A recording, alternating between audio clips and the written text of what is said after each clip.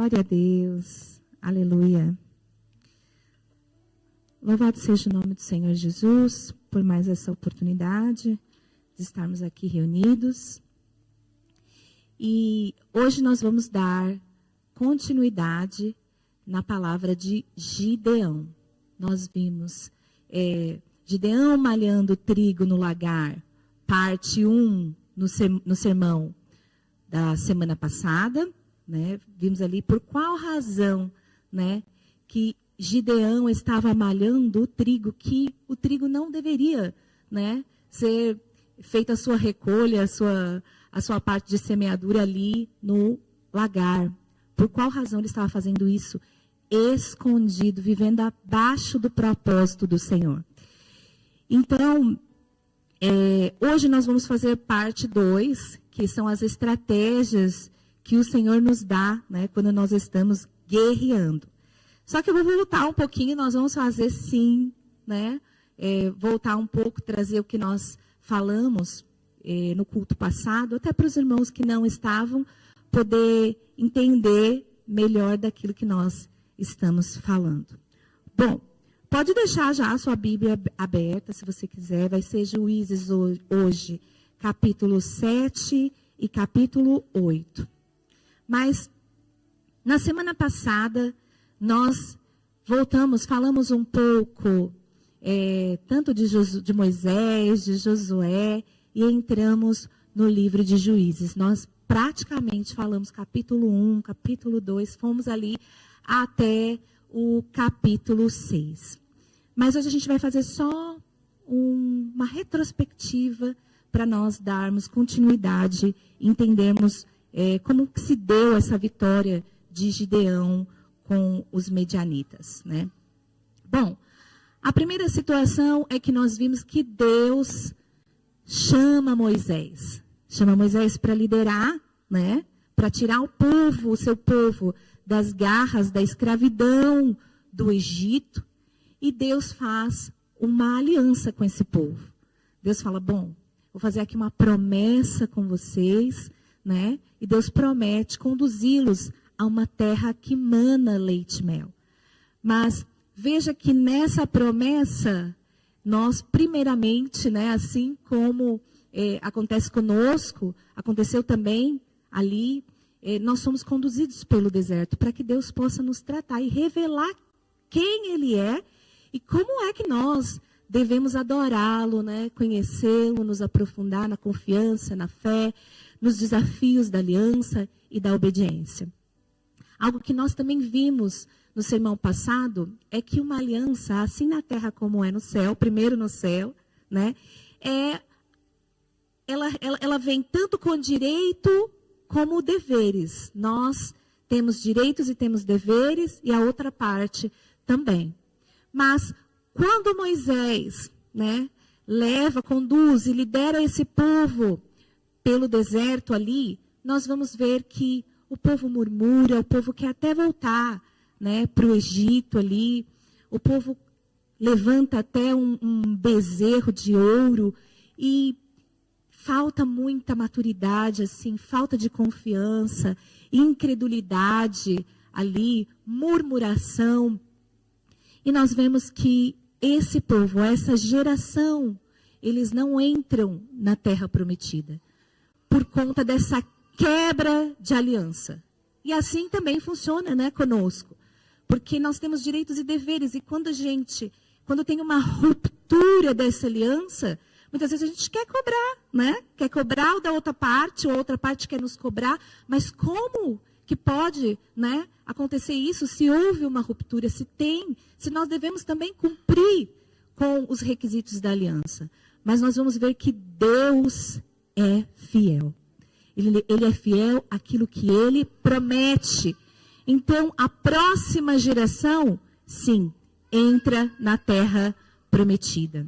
A gente conhece, né, um louvor que fala que aquele que não tem promessa não morre, né? E a gente vê isso cair por terra, porque a primeira geração não entrou ali. A promessa do Senhor permanece, porque Deus, Ele tem, um dos seus atributos é que Deus é justo, Deus é fiel. né? A promessa do Senhor permanece e o Senhor vai cumprir ela. Mas aquela geração não entrou por conta da murmuração. Então nós vimos também esse atributo de justiça do Senhor, que ele não tem prediletos, ele é justo, 100% justo comigo, com você, com Moisés, com Davi, com todo mundo, com o inimigo, né, com o diabo, ele é justo. Ele é 100% justo.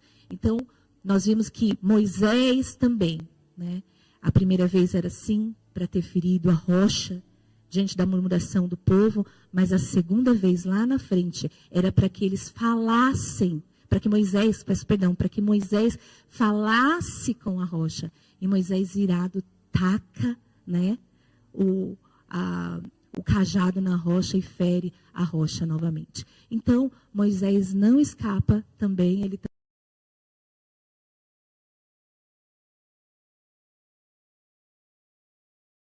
e ele tenta até falar, né, alguma coisa, tentar uma conversa ali com Deus, e Deus fala, chega, não mais esse assunto, não vai entrar e acabou. Então, a gente vê que agora, depois da morte de Moisés, Josué passa a liderar o povo. Eles estão, então, a caminho de conquistar as terras. O livro de Josué, ele vai falar dessas conquistas. Foi algo muito duro, foi algo bastante trabalhoso, muitas guerras intensas que o povo viveu, mas eles foram vitoriosos. Também falharam, né? Mas eles foram vitoriosos. Deus deu a vitória para eles. E ao passar do tempo, Josué já está velho. E o que acontece? Josué já vai, né? Já vai para a glória. E ele convoca, então, o povo e fala, gente, vamos trazer a memória, né, aos desafios da aliança. Vamos cumprir os requisitos da aliança que foi dada a Moisés. Escolham quem é que vocês vão servir. Eu vou servir ao Senhor. Eu e a minha casa serviremos ao Senhor. Todavia, ainda há um povo, porque quando eles foram tomar essas terras ali, havia pessoas que moravam ali, né? Essas regiões, e tinham moradores ainda. Então Josué vai falar, gente, ainda tem um povo que resta. Não casem, não se deem casamento com eles, né? Não se prostrem diante dos seus deuses, não façam concessões com este povo. Todavia, se vocês fizerem alguma concessão com eles e adorar os seus deuses e não obedecer a palavra do Senhor, eles vão ser como uma pedra no sapato de vocês, como um espinho nos vossos olhos. E assim ficou dado o recado ali. Veja que agora, quando a gente entrou no livro de Juízes, nós vimos, sim, né, o povo bem animado, o povo começou bem, falando, bom, quem é que a gente vai, né, quem é que vai com a gente, nós vamos agora, né, continuar nessas conquistas. Por quê? Porque as tribos, elas foram divididas por territórios ali nessas terras, né, e eles precisavam continuar conforme Josué havia falado ali. Bom, o livro de Juízes, nós vamos ver que ele, tanto do início até o fim dele, ele é como um ciclo, que o povo então começa bem, né, na fidelidade com o Senhor, mas logo um pouquinho mais para frente, a palavra do Senhor era que eles tivessem que resistir os seus inimigos. Resista, o Senhor estava com eles. Mas o que eles fizeram? Eles não resistiram, né, o seu adversário. O seu adversário é que resistiu eles e eles abriram concessões. A palavra do Senhor, nós vimos no sermão anterior, que o Senhor nos convida para resistirmos o diabo e ele fugirá de nós. Todavia, com o pecado, nós devemos fugir, correr, não brincar com o pecado. Mas o povo que estava nesse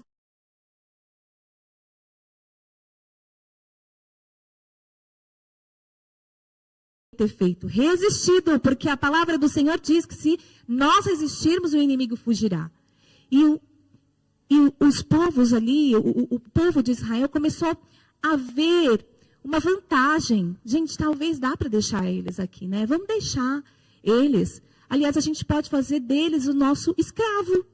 A gente pode ter um benefício, uma vantagem aqui. E fazer com que eles trabalhem, façam um trabalho forçado. E ali foi como uma pequena brecha que o inimigo espera, sabe? Nas concessões que nós muitas vezes damos para ele entrar ali. Entrar com pequenas coisas que parecem que não são nada. Não são nada, mas é uma pedra no sapato, né? É uma desobediência, é uma quebra na aliança. É uma transgressão contra o Senhor. E o que aconteceu é que eles começaram a se prostrar diante desses deuses. Todo o livro de Juízes nós vamos ver Baal, Astarote, Aserá. Nós falamos um pouco sobre a idolatria, né? Como é que esses deuses eles se manifestavam ali. Veja que o inimigo sempre vai querer oferecer alguma migalha. Então, olha, esses ídolos ofereciam que eles iam ter boas colheitas ali, enfim, cada um na sua área. E a gente vê que o inimigo continua agindo desta forma. Não é mais numa figura, né, de Baal, numa figura talvez de Astarote, de Aserá, mas são ídolos que são que as pessoas permitem ser estabelecidos, são tronos no coração dos homens, da riqueza, da prosperidade, do dinheiro, do sexo, dos astros, de você querer tanto a ansiedade de saber o que vai acontecer, o que não vai, vamos consultar alguma coisa, vamos fazer alguma coisa. E esses ídolos continuam, permanecem muitas vezes, né? Não através, às vezes as pessoas acreditam que a idolatria é só um bezerro, é só uma estátua, é só, né, um pau, uma imagem de uma pessoa, mas é muito, muito mais profundo do que isso. Então eles começaram a adorar esses deuses, começaram a oferecer sacrifícios a Balaíns.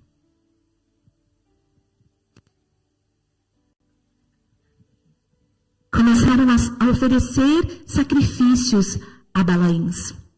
Isso é abominável diante do Senhor. Então, o que acontecia? Eles eram saqueados. O inimigo vinha ali, né? Eles eram afligidos, oprimidos. O povo era oprimido. E a palavra do Senhor diz exatamente isso. Só tem um lugar que o inimigo tem autoridade para avançar nas nossas vidas. É quando nós pecamos contra o Senhor. Porque o pecado continua nos afastando de Deus. As pessoas, né, a gente tem que olhar que não era lá no Éden, lá em Gênesis. Não, ele continua. Deus é santo. Deus não está no lugar onde tem impiedades, o pecado. Deus vai se retirar.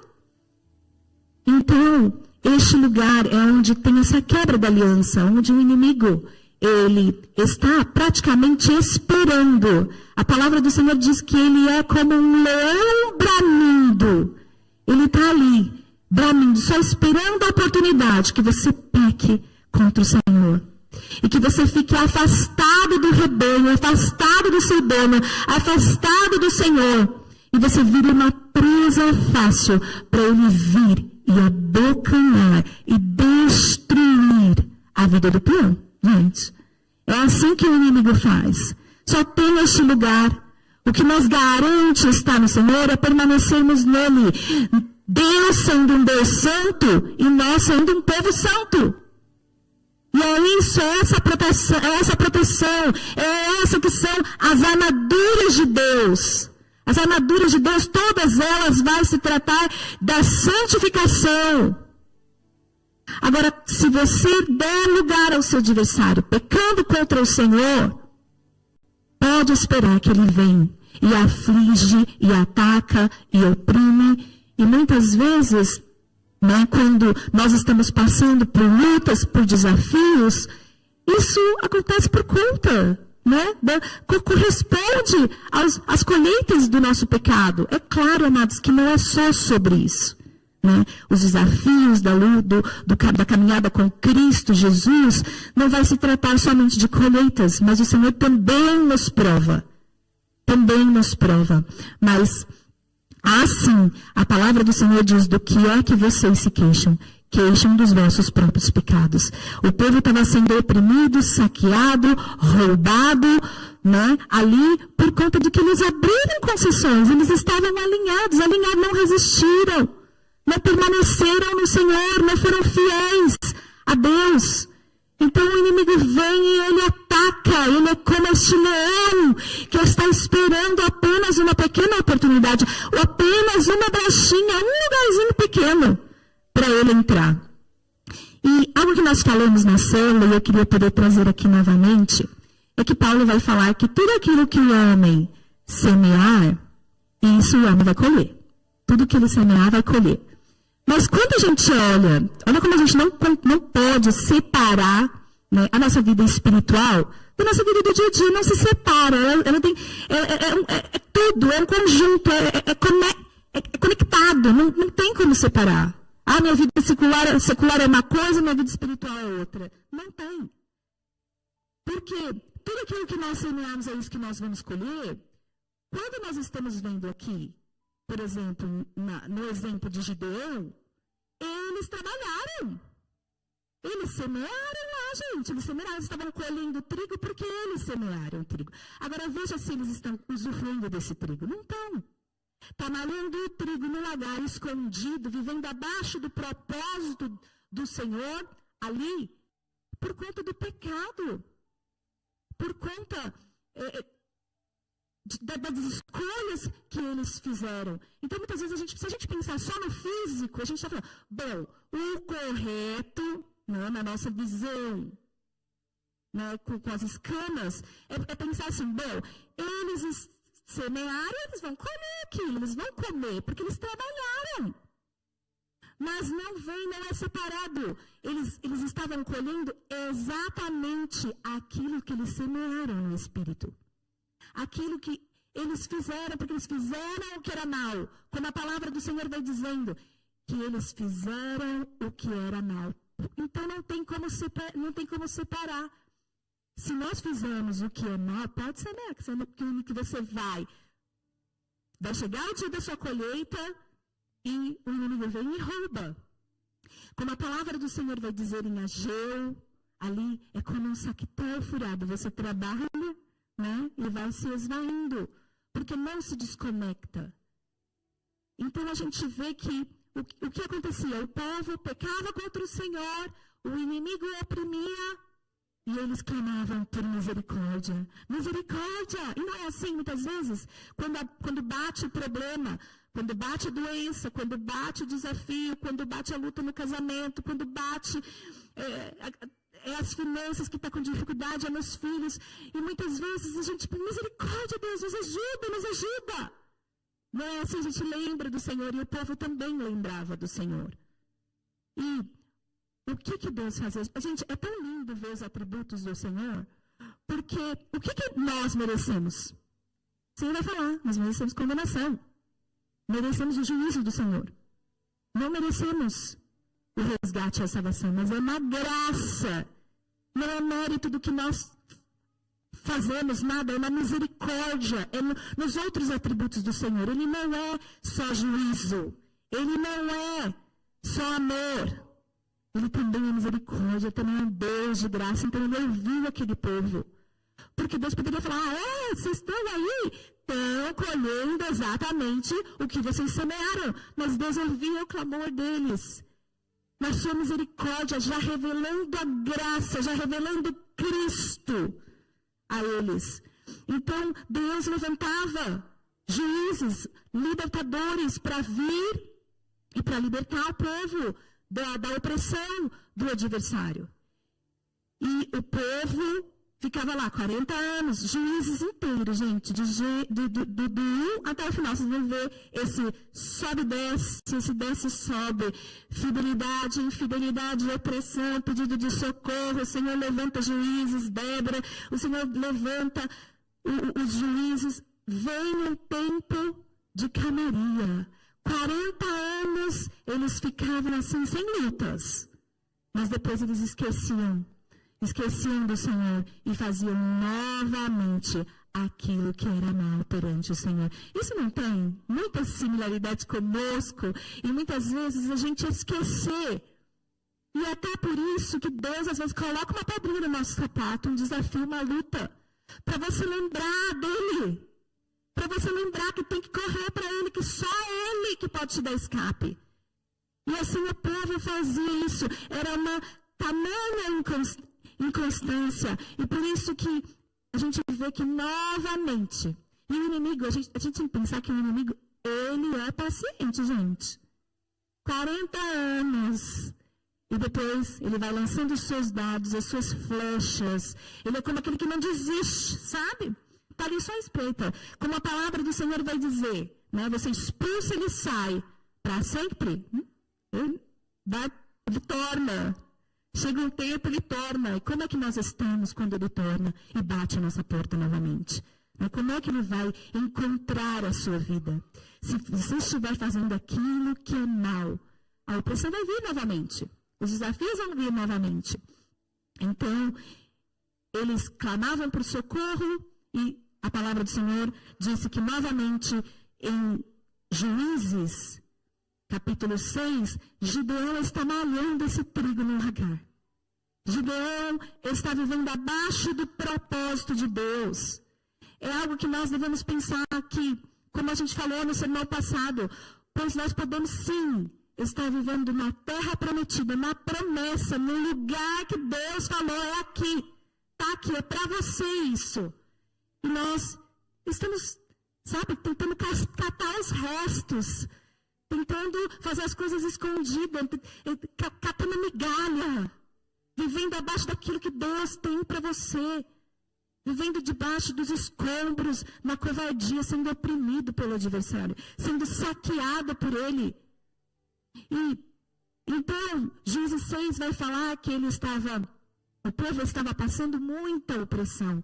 Muitos midianitas, quando vinha a colheita, eles vinham como enxames de gafanhotos. Eles eram muitos, gente, os gafanhotos, eles vêm para arrasar tudo, para comer tudo. E a palavra do Senhor vai fazer essa comparação com esses enxames de gafanhotos.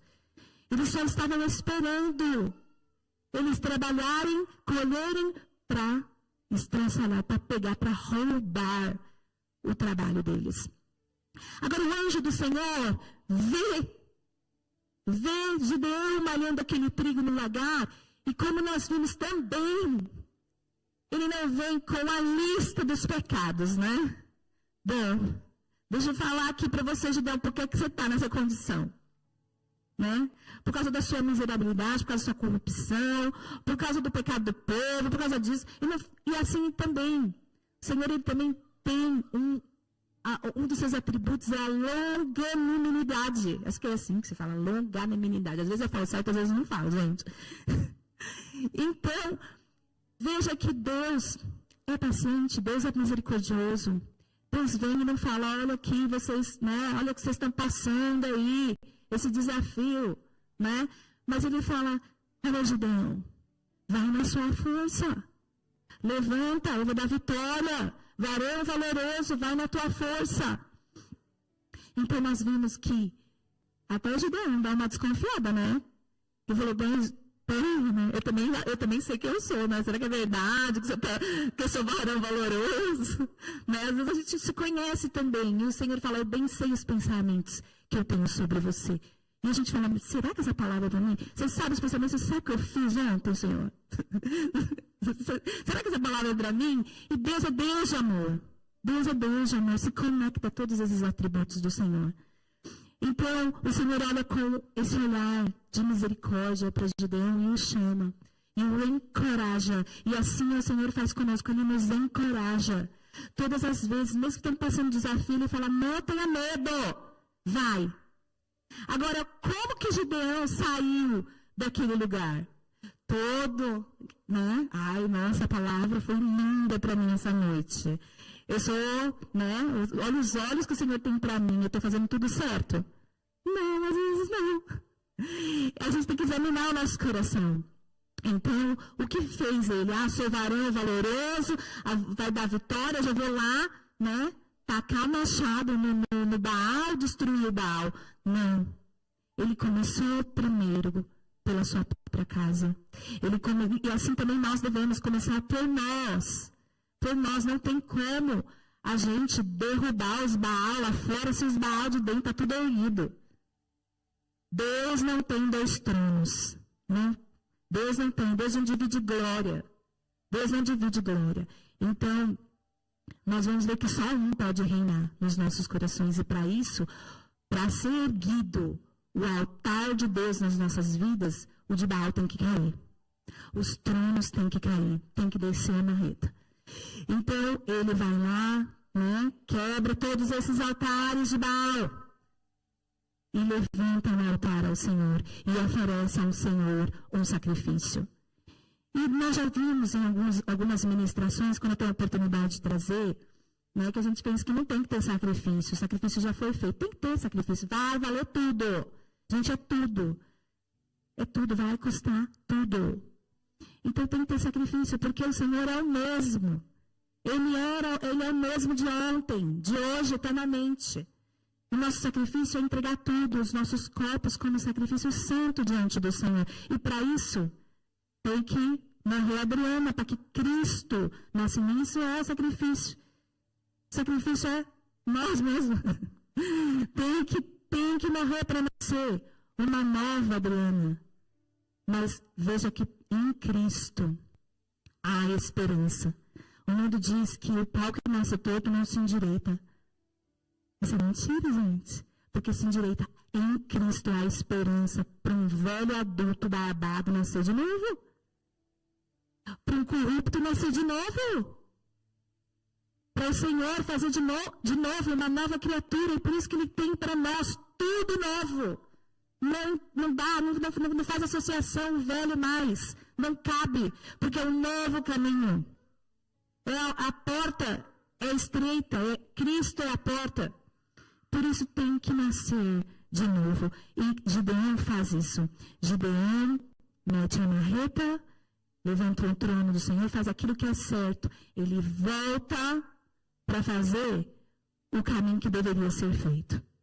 Por isso que não vale a pena. Se a gente está fazendo errado, o Senhor não é aquele que diz, vou aproveitar aqui algumas coisas. Não é aproveitável, gente. O caminho do Senhor é o caminho do Senhor, não é o meu caminho junto com o caminho dele. Ele vai falar, volta lá. Volta lá para entrar na porta. Volta lá para percorrer o caminho. Eu sou um Deus santo. E um Deus santo requer que nós sejamos um povo santo, mulheres, homens santos. E só Deus pode fazer isso. De transformar o nosso coração. E quando nós oferecemos um sacrifício santo, não é o profano nem o tolo, é um sacrifício santo diante do Senhor, o céu se abre, a glória do Senhor desce. E agora é o Senhor que está no lugar, agora é o Senhor, o trono é do Senhor. Agora é Ele que está diante, agora é Ele que está à frente. E aqui nós vamos ver que quando a gente vimos no semana passado, quando a gente vai fazer isso, derrubar os altares de Baal, quando a gente vai começar a fazer o caminho certo, o inimigo vai levantar. O inimigo muitas vezes vai levantar, como levantou lá o povo, falando, gente, traz o filho de Gideão para fora, para que matemos esse rapaz. E Joás vai falar, que Baal se defenda. Que Baal se defenda. Então, nós vamos ler como é que Deus dá a vitória. Porque se o Senhor é por nós, quem será contra nós? Agora o Senhor é por Gideão. Abra aí, Juízes, capítulo 7. E nós vamos ler. Vamos ler devagarzinho. A gente vai percorrendo porque eu gosto de fazer a exposição da palavra. Bom, verso 1 diz assim. De madrugada, nós vamos ver as estratégias que Deus nos dá quando agora a gente está na luta, amém? A gente está na guerra, entrando na guerra agora. Olha essa palavra tem que ser algo assim para virar nas nossas vidas. Quando nós estamos na guerra, de madrugada. De madrugada, Jerubbaal, isto é, Gideão e todo o seu exército, acampou junto à fonte de Harod. O acampamento de Midian estava ao norte deles, no vale, perto do monte Moré. E o Senhor disse a Gideão: você tem gente demais para eu entregar Midian nas suas mãos, a fim de que Israel não se orgulhe contra mim, dizendo que a sua própria força libertou. Anuncie, pois, ao povo que todo aquele que estiver tremendo de medo pode ir embora. Pode ir embora do monte de Gileade. Então 22.000 homens partiram e ficaram 10.000. Até aqui. Bom, a primeira estratégia que o inimigo nos dá quando a gente está guerreando é que nós devemos ser totalmente vigilantes. E vigilantes é vigia. Nós devemos acordar às madrugadas, irmãos. Eu não sei se você ainda não faz isso. Se você é um crente, você precisa começar a acordar às madrugadas. Porque faz parte da vida do crente. Orar, jejuar, ser constante, permanecer e acordar às madrugadas. Tem que acordar. Por quê? Porque em tudo, gente, todas as palavras que você for ler de guerra, o que eles vão? Eles vão lá no meio-dia? Vamos começar a marchar aqui. Não, assim funciona até no exército. Nós vimos o sermão de Neemias, que o povo não tirava nem as roupas, gente, nem as roupas. Então nós, quando estamos em guerra, nós temos que estar 100% vigilantes. E acordando sim às madrugadas, e fazendo sim os nossos cálculos, como diz a palavra, iremos contra o nosso adversário? Quantos são? Né? Como que é? Então nós temos que estar bem preparados para isso. E então, de madrugada, o exército se acampa. E o Senhor viu ali que tinha gente demais, é muita gente. E houve uma preocupação do Senhor, de que entrasse um orgulho no coração deles pensassem, bom, olha só, nós somos tão numerosos, foi o nosso esforço. Foi porque a gente acordou às madrugadas. Por isso nós também devemos ter toda essa sensibilidade, porque é o Senhor. Não é também só porque você acordou às madrugadas, jejuou e orou, é o Senhor. É o Senhor quem nos dá a vitória. Nós fazemos isso porque pertencemos ao Senhor. Estamos alinhados com aquilo que Deus nos ensina. Mas é Deus quem dá a vitória, não é o nosso esforço, não é o nosso mérito. É simplesmente o Senhor. Então Deus tem esse cuidado de guardar, porque esse é um pecado que nós falamos acerca do orgulho. E é abominável diante do Senhor.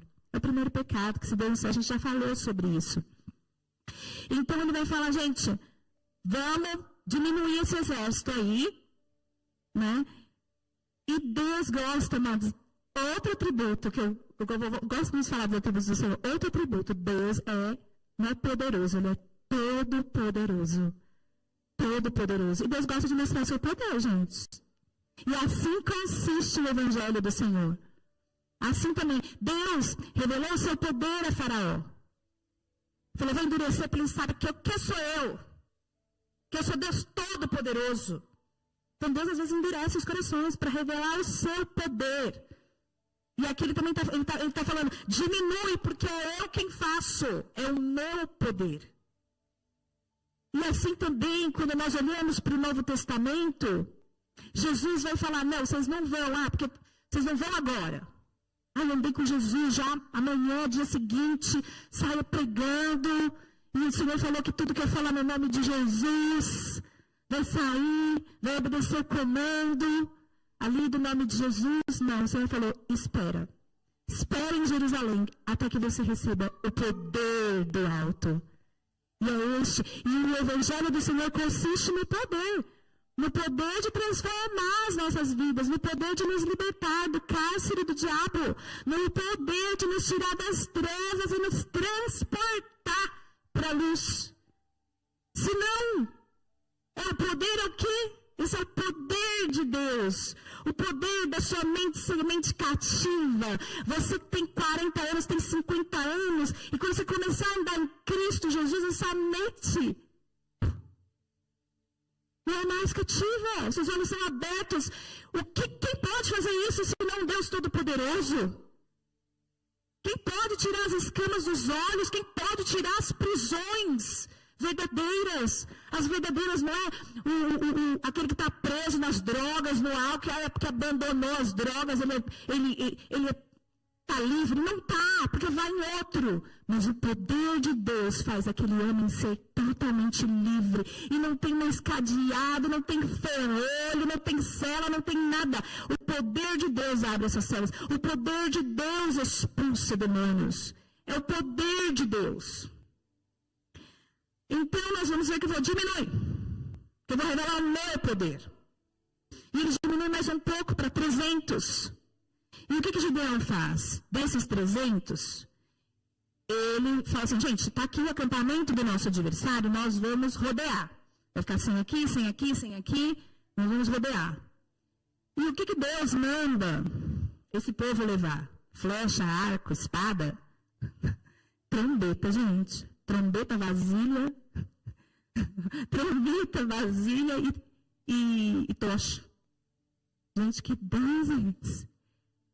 Deus é Deus Todo-Poderoso. Veja, quando Davi foi vencer a guerra, ele não venceu com as armas de Saul, com a roupa de Saul, com a espada de Saul. Ele venceu com o que tinha. Eu tenho aqui um alforje, umas pedrinhas. Ele falou, lança. Então é o que nós tivemos. E tá bom, chega. Qual foi o ministério de Jesus? Jesus estava com o exército lá com ele? Não. Então é o que nós temos. Nós temos o Senhor, então nós temos tudo. O que eles fizeram? Eles acamparam. Ele falou, vai sempre para cá, sempre para cá, sempre para cá. E quando eu disser assim, vamos lá, verso 17. E ele lhes disse, observe-me, faça o que eu fizer. Quando eu chegar à extremidade do acampamento, faça o que eu fizer. Quando eu e todos os que estiverem comigo tocarmos as nossas trombetas ao redor do acampamento, toquem as suas. E gritem pelo Senhor e por Gideão. Deus gosta de um brado de vitória, gente. Deus gosta de um movimento. Então, nós devemos aprender aqui que aqueles que pertencem ao Senhor estão totalmente atentos ao que Deus fala. Porque Gideão está falando assim, observem-me, faça o que eu fizer. Agora, se nós não estamos capacitados na guerra, como que a gente vai ouvir, gente, se a gente não está preparado na vigilância? Como que a gente vai ouvir? Agora chegou, vai, leva para a espada, vai, volta para trás, vai para o lado. A gente não sabe. Por isso, nós devemos ter toda a atenção, os nossos ouvidos totalmente atentos. 22. Verso 22. Capítulo 7, verso 22. Quando as 300 trombetas soaram, o Senhor fez que em todo o acampamento os homens se voltassem uns contra os outros com as suas espadas. Eles começaram a fazer barulho com aquela trombeta, pá, pá, pá, pá, pá. E era barulho, e era barulho, e era barulho. E o adversário falou, Gideão tá vindo com a espada. Gideão já estava com as trombetas, com as vasilhas, com tocha. Ele falou, Gideão tá vindo com a espada. Eles fizeram uma confusão entre eles ali, se confundiram entre eles, começaram a se matar, uns fugiram, outros conseguiram fugir, outros foram mortos. E Gideão ficou por ali? Não. Gideão não ficou por ali, porque os reis não caíram ainda. E é assim, não é um negocinho. Tudo não vai ficar nada, como diz Moisés. É tudo. Não vai ficar nada. Fugiu o rei, bora atrás do rei. Então, quando nós vamos orar, quando nós estamos aqui guerreando, nós devemos aprender qual a palavra quando orarmos. Em oração de guerra, nós falamos, tome contra eles, Senhor, os nossos inimigos. Segue os nossos inimigos, atola os seus carros na lama. Seja brava, mulher. Seja brava, homem. Bravo. Seja bravo. Sejam suas setas despedaçadas, seus arcos destruídos. Manda fogo, Senhor. Queima eles. Brasa do céu. Fogo. Sem misericórdia contra eles. Alcança eles, Pai. Os que fugir, você alcança, Senhor. A espada ergue-te. Vai. Vai em direção ao meu adversário. Tem autoridade. autoridade na hora de orar. Porque é assim que o nosso inimigo resiste. É assim que ele foge, quando nós fazemos resistência. Você sabe que o meu joelho está dobrado. Você chegou aqui, foi embora porque eu expulsei e voltou, estou de joelho dobrado. Então, fala, a forca que ele preparou para mim, torna contra ele, seja ele enforcado. E essa é tudo oração bíblica que você vai encontrando. Por isso que é bom nós conhecermos quais são as orações, como é que Deus deu a vitória para nós orarmos essa palavra. Pois tem poder ali. Torne eles um contra os outros. Um contra os outros. Que eles se firam. Então o Senhor vai dizer que Gideão saiu de lá. Ele convoca mais. Vamos chamar o povo, vamos chamar as outras tribos, vamos chamar os outros povos que estão nos outros lugares ali para perseguir os midianitas, porque ainda falta gente. Então ele chama os efraimitas, da tribo de Efraim. E o Efraim entra agora na guerra, no meio. Entrou no meio do caminho. Não tem importância, gente, porque no meio do caminho, aqueles que vêm no meio do caminho também recebem a mesma recompensa. A mesma. Deus é glorioso. Então ele falou, olha... Vamos, efraimitas, vamos. Aí eles viram lá o adversário, os efraimitas, conseguiram pegar lá no lagar, eles pegam 2 dos reis, Oreb e Zeeba. Está lá no verso 23. Mas eu vou indo para a gente poder correr, tá bem? Leiam a palavra toda, porque eu sei que é muita coisa, mas vocês vão conseguir pegar depois que vocês começarem a ler. Tudo. Então, vamos ler o verso, capítulo 8, no verso 1, que diz assim, capítulo 8, verso 1. Os efraimitas perguntaram então a Gideão, por que você nos tratou dessa forma? Por que não nos chamou quando foi lutar contra Midian? Por que você não chamou a gente desde o começo? E criticaram ele duramente. Gente, quando o inimigo vê que você está atacando ele, né, e que as estratégias de fora não estão muito válidas, ele vai começar a minar dentro. Ele vai começar a levantar uma coisinha insignificante, gente. É insignificante. Porque também foi assim lá em Neemias. Aí o povo falou, gente, vamos olhar aqui pra gente agora? Olha, ele tem que saber fazer você se distrair. Porque você está focado ali, sabendo que seu adversário não é carne, não é homem nem mulher. Que se você subiu o seu nível e viu o seu adversário e falou, agora eu estou contra ele, eu já sei que é você. Então ele vai começando a minar em coisinhas poucas, porque a tribo de Efraim tinha acabado de matar 2 reis, gente. Ali, tinha sido convocado, tudo bem, no meio da guerra, mas estão lá. Agora eles falaram assim, bem, mas por que você chamou a gente só no meio? Por que não foi no começo? Coisa nada. Por que você só não chamou a gente no começo? Por que a gente não entrou lá quando estava tocando as trombetas e eles fugiram? Por que a gente não estava lá também? Né? Será que você quer alguma coisa conosco? E Gideão consegue contornar isso. Falou, não, gente, peraí, vocês fizeram até mais do que a gente tocou trombeta e eles fugiram. Vocês agarraram 2 ali acabaram de agarrar 2 ali no lagar. Gideão teve um bom discernimento. Por isso que a liderança tem uma grande responsabilidade de liderar o seu povo com estratégia, de ver coisas pequenas, coisas nada que acontece no meio do povo de Deus e falar, querido, não vai nessa. Não vai nessa. O inimigo está aqui tentando fazer você perder o seu tempo. Foco no seu adversário. Você está guerreando. Foco no seu adversário. Então, Gideão continua a marcha.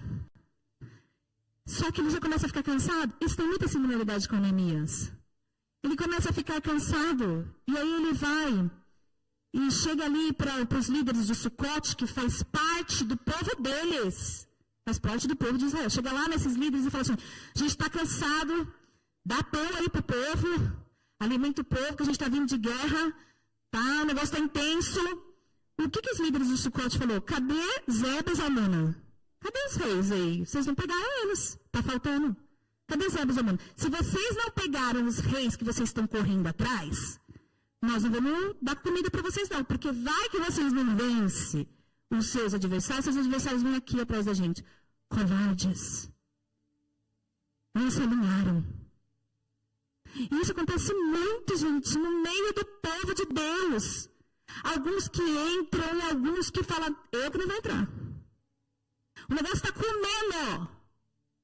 Tá assim, ó.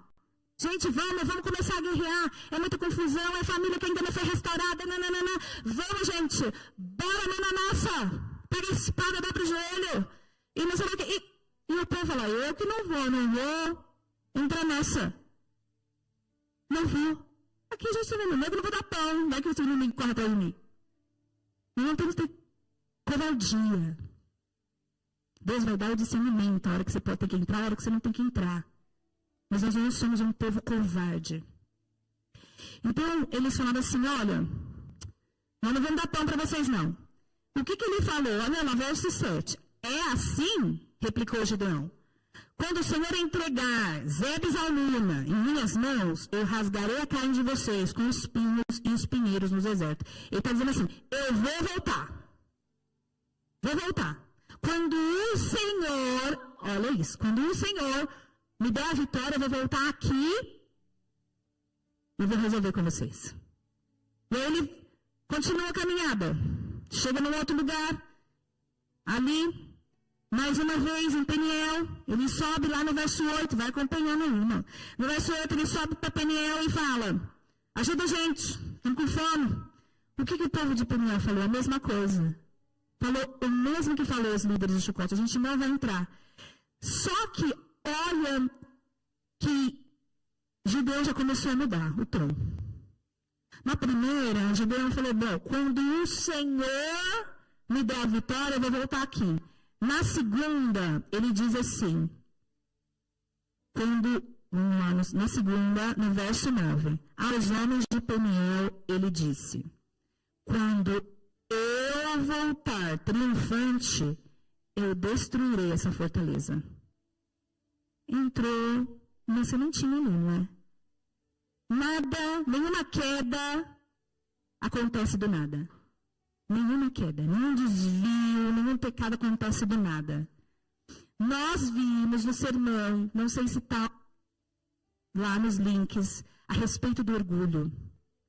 Gente, todo pecado tem essência no orgulho.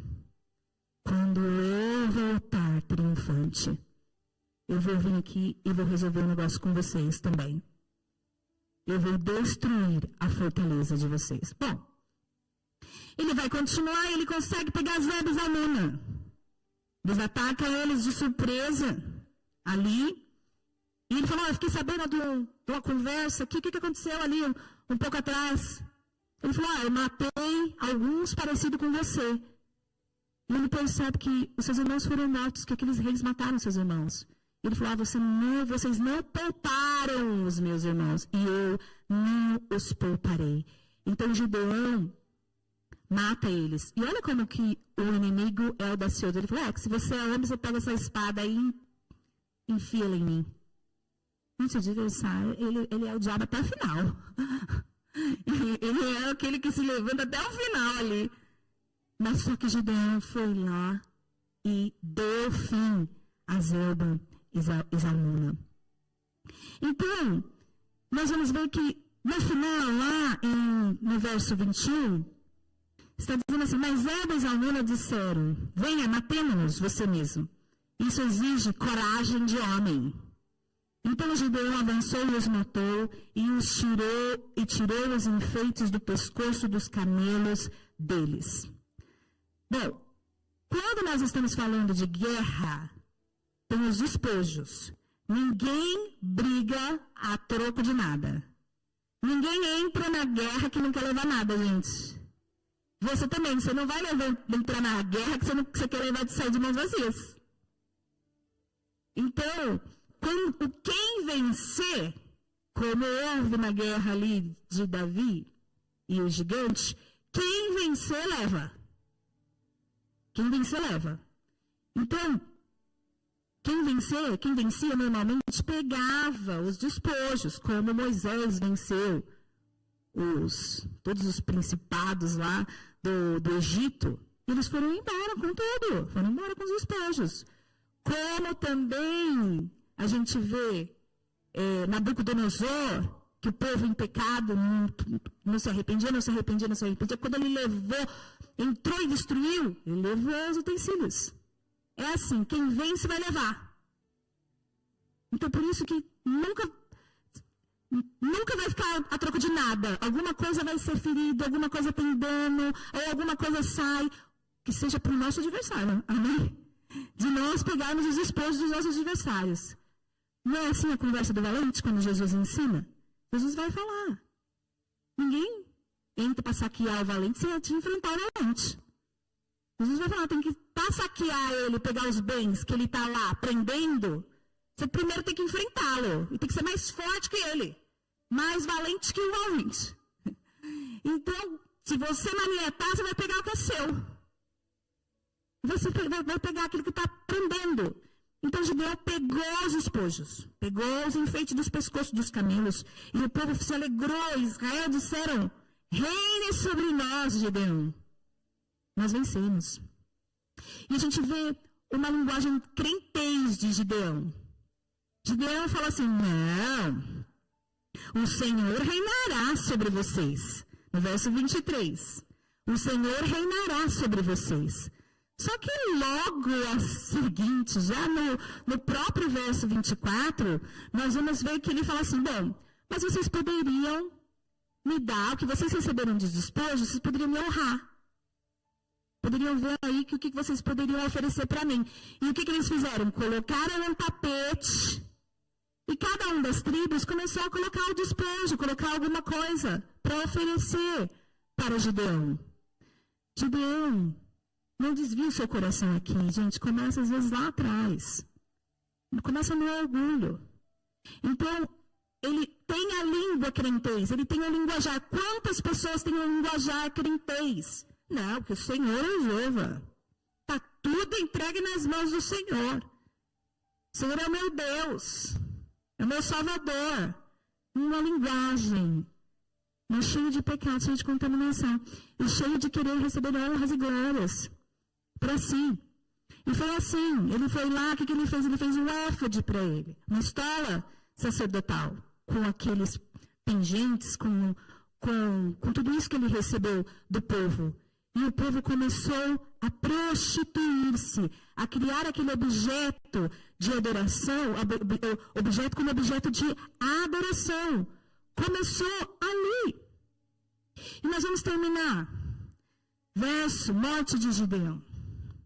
Verso 28. Vamos, capítulo 8, verso 28. Assim Midian foi subjugada pelos israelitas e não tornou a erguer a cabeça durante a vida de Gideão. A terra desfrutou de paz 40 anos. Jerubbaal, filho de Joás, retirou-se e foi para a casa onde ficou morando. Teve 70 filhos. Dá-lhe, filho. Muito bem. Teve 70 filhos, todos gerados por ele, pois tinha muitas mulheres. Sua concubina, que morava em Siquém, também lhe deu um filho, a quem ele deu o nome de Abimeleque. Esse rapaz vai ser um problema para frente, nós não vamos falar dele. Gideão, filho de Joás, morreu em idade avançada e foi sepultado no túmulo do seu pai, Joás, em Ofra de Abiesritas. Logo depois que Gideão morreu, os israelitas voltaram a prostituir-se, com os balaíns cultuando-os. Ergueram Baal Berite como o seu Deus, e não se lembraram do Senhor, o seu Deus, que os tinha livrado das mãos dos seus inimigos em redor. Também não foram bondosos com a família de Jerubbaal, isto é, Gideão, pois não reconheceram todo o bem que ele tinha feito a Israel. Gente, percebem que 40 anos de paz e eles novamente voltaram a se prostituir. Mas que tipo de paz é essa? Porque quando o pecado entra e a gente não identifica ele e não resolve, ele fica lá. Ele fica lá, uma hora ele vai aparecer. Uma hora ele vai dar as caras. Porque o povo começou a se prostituir-se, mas já quando Gideão tinha feito esse éfode, o povo já estava inclinado para isso. Então, que nós possamos examinar os nossos corações, entender quais são as estratégias do Senhor e permanecermos nela. Permanecermos. Você recebeu a vitória? Recebeu os despojos? Manietou o valente? Permaneça. Permaneça, porque o inimigo é paciente, ele espera um pouquinho, depois ele vai lançando uma flecha, um pensamento, uma coisa, uma isca. Porque ele só está esperando um pecado, que é isso que nos afasta do Senhor. É você pecar e estar longe do seu Senhor, para ele vir como um leão bramindo e atacar. Essa é a palavra, que nós possamos permanecermos fiéis ao Senhor. Nós vimos que toda planta que o Pai não arrancou será arrancada. Mas nós também vimos falando sobre a vinha de Deus, que Deus tem uma vinha, que Deus protege, que Deus cuida de nós, se nós estivermos no Senhor. Que Ele permanece em nós. Ele não sai, não se retira. Só se retira se nós continuarmos na impiedade, no pecado. Se a gente achar que a gente não tem nada para resolver. Que a conversa não é conosco, que essa palavra não foi para mim. Aliás, essa palavra não foi para mim. Não estou vivendo isso. Então, nós temos que identificar para que